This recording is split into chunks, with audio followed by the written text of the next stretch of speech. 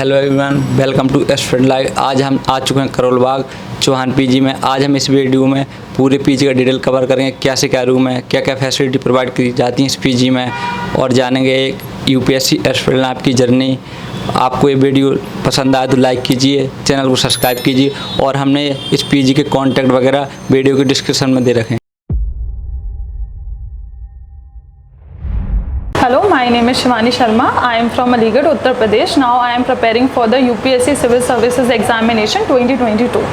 तो मैं अभी आपको मेरे पीजी का टूर कराऊंगी। मैं करोल बाग में रहती हूँ और पीजी चौहान पीजी के नाम से है। तो फर्स्ट फ्लोर है, मैं फर्स्ट फ्लोर पे रहती हूँ। इस तरीके से यहाँ पे 5 फ्लोर्स हैं टोटल।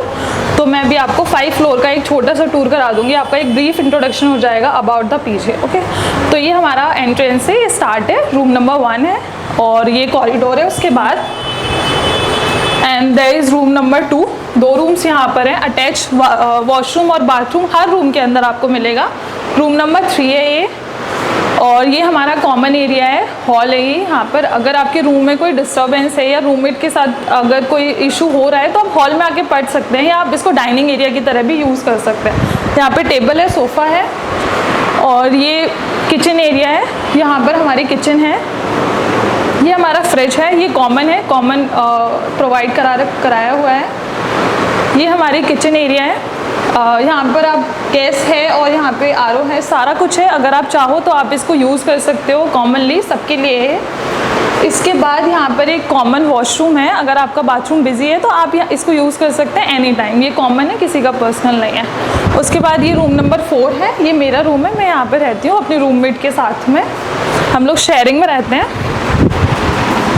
ये मेरा रूम है और डबल शेयरिंग में है, मैं और मेरी रूममेट दोनों रहते हैं। ये 2 बेड्स हैं, एक मेरी रूममेट का बेड है और एक मेरा बेड है। टेबल 2 हैं, 2 चेयर हैं, कबर्ड्स भी 2 हैं, सब कुछ 2 है, डबल शेयरिंग है उसकी वजह से। ये हमारे मैप्स लगे हुए हैं यहाँ पे, ये हमको पीजी वालों ने प्रोवाइड किए हुए हैं, हमने नहीं खरीदे हुए हैं। ये वर्ल्ड का पॉलिटिकल मैप है, ये वर्ल्ड का फिजिकल मैप है। इसके बाद ये हमारी टेबल हमने थोड़े सा स्टफ़ के लिए यूज़ किया हुआ है। ये स्लाइडर है, हम लोग अपना लैपटॉप वगैरह के लिए इसको यूज़ करते हैं। और ये हमारे ड्रॉर्स हैं, ये कबर्ड्स हैं, ये मेरी कबर्ड है, ये मेरी रूममेट की कबर्ड है। और इसके बाद ये हमारा अटैच बाथरूम और वॉशरूम है।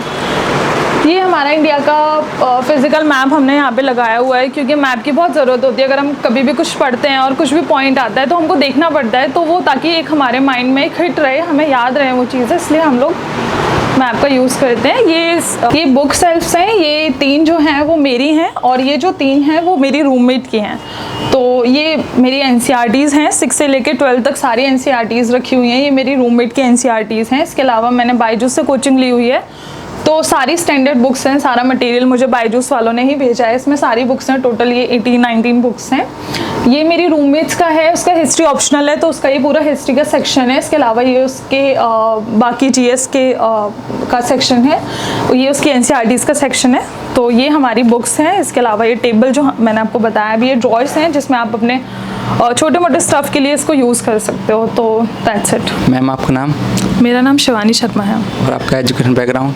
एजुकेशन बैकग्राउंड मैंने इंजीनियरिंग किया है, इलेक्ट्रॉनिक्स इंजीनियरिंग। अभी 2021 में ही मेरा इंजीनियरिंग कंप्लीट हुआ है। और मैम, आपका क्या ऑप्शनल है? मेरा ऑप्शनल सब्जेक्ट सोशोलॉजी है, बिकॉज इलेक्ट्रॉनिक्स तो ऑप्शनल लिस्ट में है नहीं, तो इसलिए मैंने सोशोलॉजी लिया। अब मैम कितने दिनों से प्रिपरेशन कर रहे हैं? मैं प्रिपरेशन अभी मैं दिल्ली में 2 महीने से शिफ्ट हुई हूँ, तो सीरियसली मैं 2 महीने से प्रिपेयर कर रही हूँ। उसके पहले जब मैं अपने ग्रेजुएशन टाइम में थी तो मैंने थोड़ा बहुत चीज़ों को ऑब्जर्व करना शुरू कर दिया था। जैसे आप करोल बाग में नए नए आए होंगे तो आपको क्या क्या प्रॉब्लम फेस करने पड़ेंगे, क्या आपने रिसोर्सेज कलेक्ट किए? लकीली मुझे कोई प्रॉब्लम नहीं हुई है, क्योंकि मैंने जब मैं अपने घर पे थी तो मैंने ऑनलाइन इस पीजी के बारे में बात किया हुआ था, और मैं डायरेक्टली इसी पीजी में आई थी और मुझे यहाँ पे अच्छा लगा, तो मैं यहाँ पे सेटल हो गई। तो मुझे बहुत ज़्यादा भागदौड़ नहीं करनी पड़ी।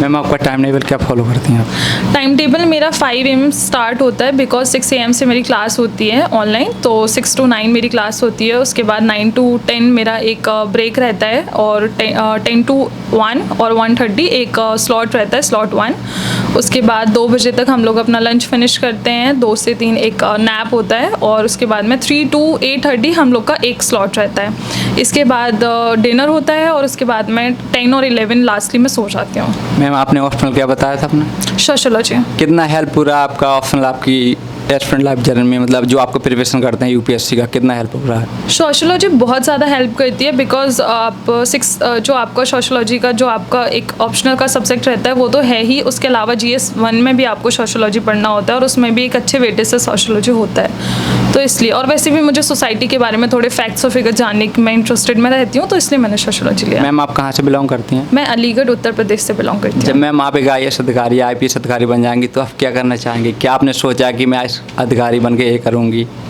मैं एक अच्छा मीडियम बनना चाहती हूँ between the government and the public, क्योंकि ना गवर्नमेंट बहुत ज़्यादा स्पेंड करती है लेकिन वो चीज़ें जो हैं वो पब्लिक तक पहुँच नहीं पाती हैं, बिकॉज जो मीडियम होता है ना वो वहाँ पे बहुत सारी चीज़ें इधर उधर हो जाती हैं, तो वो पब्लिक पे उतना, अगर गवर्नमेंट 10 खर्च करती है तो वो पब्लिक पे आई थिंक 0.1 ही पहुँच पाता है। तो मैं वो एक मीडियम बनना चाहती हूँ कि गवर्नमेंट अगर 10 खर्च करती है तो एटलीस्ट एक अच्छे अमाउंट में वो वहाँ तक पहुँच पाए। मैम आप क्या स्ट्रेटजी फॉलो करती हैं? स्ट्रेटजी तो बहुत सिंपली मैंने स्टार्ट किया था, जब मैं अपने ग्रेजुएशन के फाइनल ईयर में थी तब से मैंने स्टार्ट किया था। तो मैंने बेसिकली NCERT से ही स्टार्ट किया था बिकॉज मेरा साइंस बैकग्राउंड था, तो मेरे इन सब सब्जेक्ट्स की तरफ उतना ज़्यादा ध्यान नहीं था मेरे स्कूल टाइम में, तो इसलिए मैंने 6th क्लास से NCERTs को पढ़ना शुरू किया और 12th तक मैंने सारी NCERTs को एक बार फिनिश किया।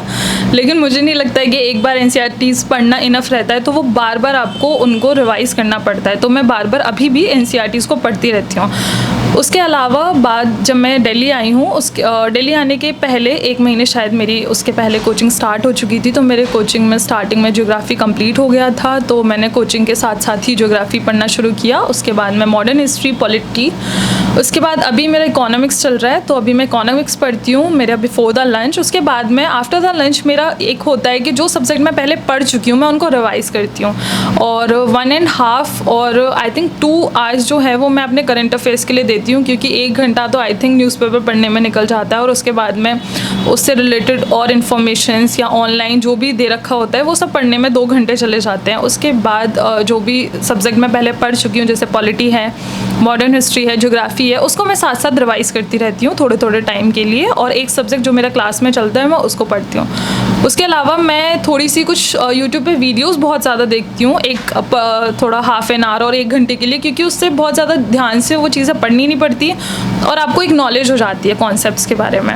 तो जैसे कि मैम आप मार्केट जाती हैं करोल बाग, कितना टाइम लगता है आपको आने जाने में? वॉकिंग डिस्टेंस कितना है यहाँ? मार्केट तो पूरा मार्केट एरिया में ही हमारा PG है, मुश्किल से 2 मिनट लगता है और 2 मिनट में आप पूरे मार्केट में पहुँच जाएंगे। जैसे कि आप एक गर्ल्स हैं, तो आप जब यहाँ आई होंगी तो आपको सेफ्टी कैसा फील हुआ कि सेफ एरिया है या नहीं है यहाँ पर? नहीं, एरिया अच्छा है क्योंकि करोल बाग मेट्रो स्टेशन के पास में ही है। मेट्रो स्टेशन यहाँ से 5 मिनट की वॉकिंग डिस्टेंस पे है, तो कोई इशू नहीं है। मैं मेट्रो से ही आई थी तो मैं 5 मिनट में यहाँ तक आ गई थी। इसके बाद में यहाँ के जो ओनर है वो बहुत ज़्यादा फ्रेंडली हैं और एक होमली ट्रीटमेंट देते हैं, तो मुझे कोई इशू हुआ नहीं। और जो हमारी वार्डन है ज्योति मैम, उनके साथ भी एक अच्छा कनेक्शन है, तो वो हर चीज़ का ध्यान रखती हैं और हर चीज़ हमको टाइमली वो अवेलेबल करा के देती हैं, तो कोई इशू है नहीं। जैसे कि मैम PG है, अगर किसी गर्ल्स को रात में कुछ तबीयत ख़राब हो जाए, कुछ प्रॉब्लम आती है, तो जो ओनर हैं PG के वो कितना सपोर्टिव हैं? फुल सपोर्ट करते हैं, बिकॉज यहाँ पे गाड़ी रहती है और ड्राइवर रहता है। आपकी कभी भी तबीयत ख़राब होती है एनी टाइम 24/7 यहाँ पे चीज़ें अवेलेबल रहती हैं, वो आपको हॉस्पिटल लेके जाएंगे अगर इतना सीरियस होता है तो। अदरवाइज़ वो यहाँ पे आपको पहले एक ट्रीटमेंट देने की कोशिश करेंगे इनिशियल, और उसके बाद आपको हॉस्पिटलाइज भी वो करवाते हैं। उसके बाद में जो हमारी ज्योति मैम है वो साथ जाती है, बिकॉज लड़की का एक होना इंपॉर्टेंट हो जाता है, तो उसकी कोई इशू नहीं है। सेफ्टी सिक्योरिटी का कोई इशू नहीं है, यहाँ पे हमेशा अवेलेबल रहती हैं चीज़ें। और आप मैम इस PG में आपको क्या क्या फैसिलिटी प्रोवाइड कराई जाती हैं? फैसिलिटीज़ सारी हैं, जो बेसिक फैसिलिटीज़ होती हैं जो एक चाहिए होती हैं वो सारी फैसिलिटीज़ हैं। इसके अलावा कुछ थोड़ी सी लग्जरी भी हैं, जैसे कि AC और फुल फर्निश्ड रूम है, तो ये सारी फैसिलिटीज़ हैं। हम लोग का रूम में टेबल, चेयर और AC लगा हुआ है। इसके अलावा bed, cupboards, attach bathroom and washroom, water supply एक अच्छे उसमें, किचन है हमारे पास जिसमें गैस और ये सब उन्होंने ही हमको लगा के दिया है। RO है, फ्रिज है और कॉमन एरिया है एक अच्छे एक लार्ज स्पेस के साथ में, और सारी फैसिलिटीज़ जो आई थिंक होनी चाहिए और जो एक लग्जरी उसमें भी आ जाती हैं वो सारी फैसिलिटीज़ हैं। जो स्टूडेंट इस PG में जो नए हैं, बाहर से आना चाहते हैं, तो आपका क्या मैसेज रहेगा उनके लिए? बहुत ज़्यादा अच्छा पीजी है, क्योंकि मैंने सिर्फ यही पीजी देखा था और इसके अलावा मैंने और भी पीजी देखे थे ऑनलाइन, लेकिन मुझे वो नहीं अच्छे लगे और मुझे वहाँ पे जाके वो एक वाइब्स नहीं आई वहाँ पे रहने वाली। मुझे यहाँ पे बहुत एक होमली लगता है, यहाँ पे मुझे एक कंफर्टेबल मैं यहाँ पे हो चुकी हूँ यहाँ के ओनर के साथ भी और यहाँ की जो वार्डन है उनके साथ भी, तो मुझे यहाँ पे एक कंफर्टेबल लगता है। तो मुझे लगता है कि बाकी सबको भी लगेगा। और यहाँ पे एक पढ़ने का एनवायरनमेंट बहुत अच्छा है, क्योंकि सारी लड़कियाँ यहाँ पे सिर्फ यूपीएससी एस्पिरेंट्स हैं। इसके अलावा यहाँ पे कोई और दूसरा बच्चा नहीं है जो कुछ और कर रहा है, तो आपको एक यूपीएससी वाला एनवायरनमेंट मिल जाता है। आपको कोई इशू है आप किसी के साथ भी डिस्कस कर सकते हैं, या उसको देख के आप अपना रूटीन फॉलो कर सकते हैं, या उससे आप इंस्पायर हो सकते हैं। तो वो सारी चीज़ें हैं। जैसे कि आपने जाना कि हमने इस वीडियो में सारी डिटेल्स कवर की है। आई होप आपको ये वीडियो पसंद आएगा। अभी जो आपने पीजी देखा उस पीजी के ओनर हैं। सर आपका नाम क्या है? लाल सिंह चौहान। आप सर ये जो पीजी का बिजनेस है कब से रन कर रहे हैं करोल बाग में? 7-8 साल हो गए हमें, और गर्ल्स एंड बॉयज़ दोनों पीजी हमारे पास होते हैं। अभी हमारे पास जो है ये आपने देखा गर्ल्स पीजी है, मेट्रो स्टेशन के पास है। हम अकॉर्डिंग बच्चों का जैसा बजट होता है उसके अनुसार हम काम कर रहे हैं इस लाइन में। और 150-200 बच्चे हमारे पास अभी भी 8% है, कोविड टाइम भी चल रहा है। और अभी बच्चे आने वाले इंस्टीट्यूट के सभी की गाइडलाइन आ गई कि ऑफलाइन क्लासेस होंगे, तो उनके अनुसार हम काम कर रहे हैं। हमारी पूरी टीम डेडिकेट है आपको अच्छी सर्विस देने के लिए पीजी से रिलेटेड। अगर किसी बच्चे को ग्रुप हो 1 BHK 2 BHK 3 BHK फ्लैट भी लेना है, सो डिस्क्रिप्शन बॉक्स में आपका नंबर दिया हुआ है, उसमें आप जाके फ़ोन कर सकते हैं। और नए फ्लैट और पीजी, अभी आपने देखा गर्ल्स पीजी था, नीट एंड क्लीन था, साफ सुथरा था, एयरी था, वॉशरूम अटैच है सभी रूमों में। ये आपको with food without food, sharing, double sharing, single room, सभी तरह का आपका एज पर योर बजट मिल जाएगा सर। सर जो आपके पीजी में जो नए स्टूडेंट आना चाहते हैं आप उनको क्या एडवाइस देना चाहेंगे? सर मैं यही कहूँगा, अगर आप दिल्ली में अकोमोडेशन देख रहे हैं तो इससे बेस्ट प्लेस नहीं हो सकता। गर्ल्स पीजी पूरी में वार्डन रहती है, बॉयज़ पीजी में केयर टेकर रहते हैं, बहुत ही हेल्पफुल हैं और नीट एंड क्लीन है। पेरेंट्स को वरी करने की ज़रूरत नहीं है। अगर आप यूपीएससी की प्रिपरेशन के लिए दिल्ली में आ रहे हैं तो मोस्ट वेलकम, स्वागत है आपका अपने पीजी में। Thank you sir. अगर आप चैनल पर नए हो तो चैनल को सब्सक्राइब करें, वीडियो को लाइक करें, कमेंट करें, शेयर करें। जय हिंद।